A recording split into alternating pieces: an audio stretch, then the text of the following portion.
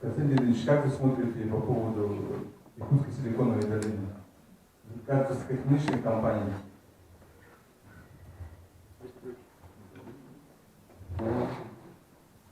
Добрый день, коллеги. Очень интересные проекты. Мне действительно понравилось. И понравилось, что мы поддерживаем направление развития туризма. Я увидел почти у каждого выступающего эти кейсы. Вот. И хотел бы сказать со своей стороны, что мы, компания Ростелеком, занимаемся развитием цифровой инфраструктуры.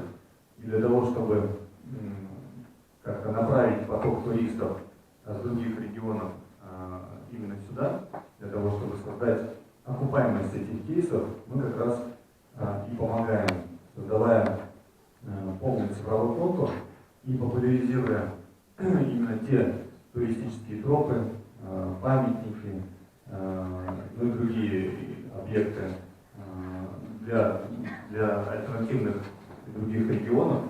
Вот. И нам позволит, компания Ростелеком, вы знаете, прокладывает оптическое волокно, полностью пытаясь охватить 100% весь Хангаласский улус. В прошлом году мы совместно с Гавриилом Юрьевичем в формате ГЧП проложили волокна больше 250 километров. В этом году мы договорились, и у нас цель дойти до ИСИК и закрыть 100% оптикой все наслега Хангаласского района. Я думаю, это масштабно, и данный район будет одним из первых, который будет охвачен полностью 100% оптикой.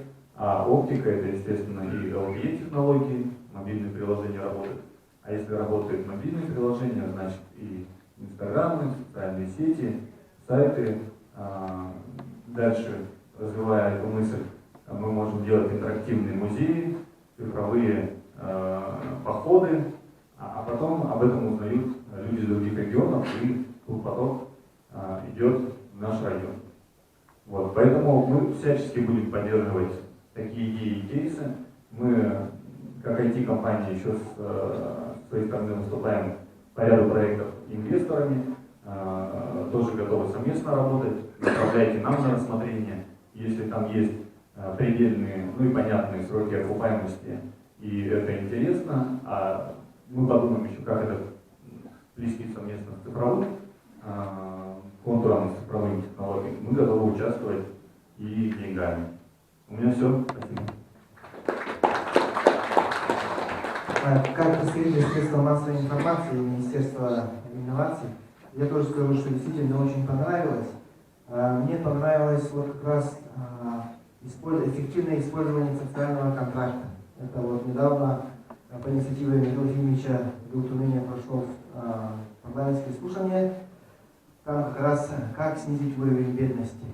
И Михаил Ефимович раскритиковал, что социальный контракт, оказывается, вот действительно у нас как бы эффективное использование контроля и так далее у нас в республике особенно не получается. Но вот как показывает, когда бизнес и инкубаторы соединяются с социальными контрактами, получается вот такой выстрел, и появляются новые предприятия, новые предприниматели, которые будут еще в дальнейшем развивать нашу республику и район.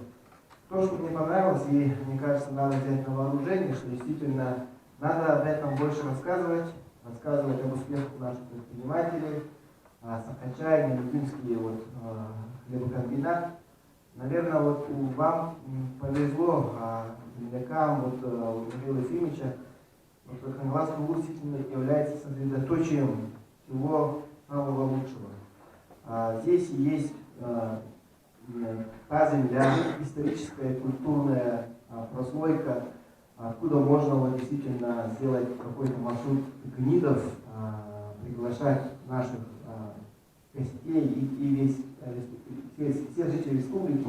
И мы бы с удовольствием действительно посетили бы такие туристические объекты. Это необходимо для нашего подрастающего поколения. Мы сами, например, я являюсь родителем учеников, скажем, республиканских детей-интернатов, мы каждый год сюда приезжаем. смотрим полноты и так далее, но если бы там еще были такие объекты, мы бы действительно радость это. Поэтому мысли очень правильные, реализация проектов, она реальна, и приглашаю институтов развития действительно сесть, подписать соглашение и начать реализовать эти хорошие перспективные проекты. Спасибо.